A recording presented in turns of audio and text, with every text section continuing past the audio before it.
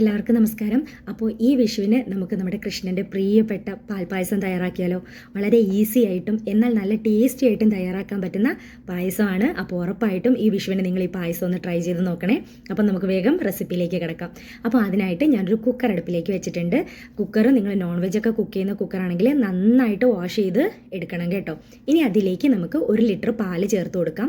1 litre പാലിൻ്റെ കൂടെ ഞാൻ 1 ഗ്ലാസ് വെള്ളവും കൂടി ചേർക്കുന്നുണ്ട്. ഇനി നമുക്കിതിലേക്ക് പഞ്ചസാര വേണം. ഞാൻ 1 കപ്പ് പഞ്ചസാരയാണ് ചേർക്കുന്നത്.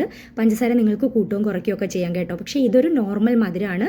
ഒരുപാട് കുടിച്ചാൽ മത്ത് പിടിക്കുന്ന മധുരമൊന്നും അല്ല, കറക്റ്റ് മധുരമാണ് കേട്ടോ. ഇനി നമുക്ക് വേണ്ടത് ഈ നാടൻ പച്ചരിയാണ്. ഇതാണ് ഇതിലെ ഹൈലൈറ്റ്. വൈറ്റ് റൈസിൻ്റെ പച്ചരി വേണമെങ്കിൽ നിങ്ങൾക്ക് എടുക്കാം. പക്ഷേ ഇത് നിങ്ങളുടെ കയ്യിലുണ്ടെങ്കിൽ ഇത് തന്നെ എടുത്തോളുക. കാരണം ഇതാണ് ആ പായസത്തിന് ആ ഒരു കറക്റ്റ് കളറും ആ ഒരു ടേസ്റ്റും ഒക്കെ കൊടുക്കുന്നത് കേട്ടോ. അപ്പോൾ പച്ചരി നന്നായിട്ട് കഴുകി അത് നമുക്ക് ആ പാലിലേക്ക് ചേർത്ത് കൊടുക്കാം.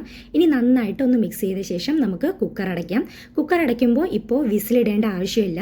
ഇനി ഫ്ലെയിം ഓൺ ചെയ്തതിന് ശേഷം ഇതിൽ നിന്ന് ആവി പുറത്തേക്ക് വരുന്ന സമയത്ത് നമുക്കിതിലേക്ക് വിസിലിട്ട് കൊടുക്കാം. വിസിലിട്ട ശേഷം ഒരു വിസിൽ കേട്ടാൽ മതി.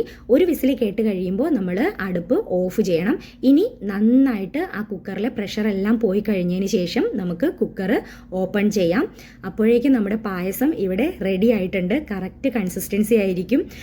ഒന്നുകൂടി തണുക്കുമ്പോൾ ഇതൊന്നുകൂടി കുറുകി വരും. അപ്പോൾ നല്ല കറക്റ്റ് പാകത്തിന് നമുക്ക് ഗ്ലാസ്സിലൊക്കെ ഒഴിച്ച് കുടിക്കാൻ പറ്റുന്ന ഒരു പരുവത്തിലുള്ള പായസമാണ് കേട്ടോ. ഇനി നമുക്കിതിലേക്ക് ആ അമ്പലത്തിൽ നിന്നൊക്കെ കിട്ടുന്ന ആ ഒരു പായസത്തിൻ്റെ ആ ഒരു മണത്തിന് വേണ്ടിയിട്ട് ഞാനിവിടെ ഒരു 1/2 ടീസ്പൂൺ റോസ് വാട്ടർ ചേർത്തിട്ടുണ്ട്. അതുപോലെ നമ്മുടെ തുളസിയിലയില്ലേ, അതും കൂടി കുറച്ചിതിലേക്ക് ഇട്ട് കൊടുക്കുന്നുണ്ട് കേട്ടോ.